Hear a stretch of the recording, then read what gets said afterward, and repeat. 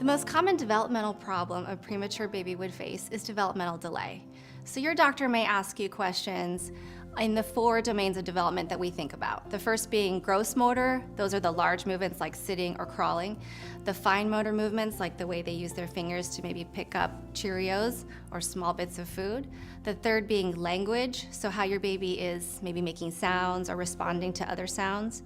The fourth would be problem solving. So that would be like turning a cup upside down to get something out instead of reaching in to get it, or dropping something on the floor and looking to see where it went. So we judge development based on the time that your baby was supposed to be born. So closer to their due date rather than the day they were born. So say your baby was 2 months early and you're at the 6-month checkup with your doctor, we would be asking developmental milestones for a 4-month-old rather than a 6-month-old.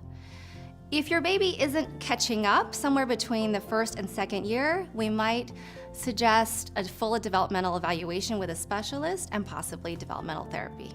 The age between 2 and 3, there is a lot of language development that occurs, so it is often very difficult to be able to know if you need to be worried or concerned about your child's language development. At the age of 3, most children have about 450 words. They're using short sentences. They're using language to communicate, to socialize.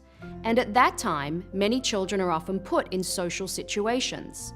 If they're struggling with using their language to communicate, if they're starting to hit, if they're pushing, if they're biting, if they're avoiding social situations, becoming overly stressed and frustrated, and you can see that they don't have the language capacity, that is the time to consult with a speech and language pathologist.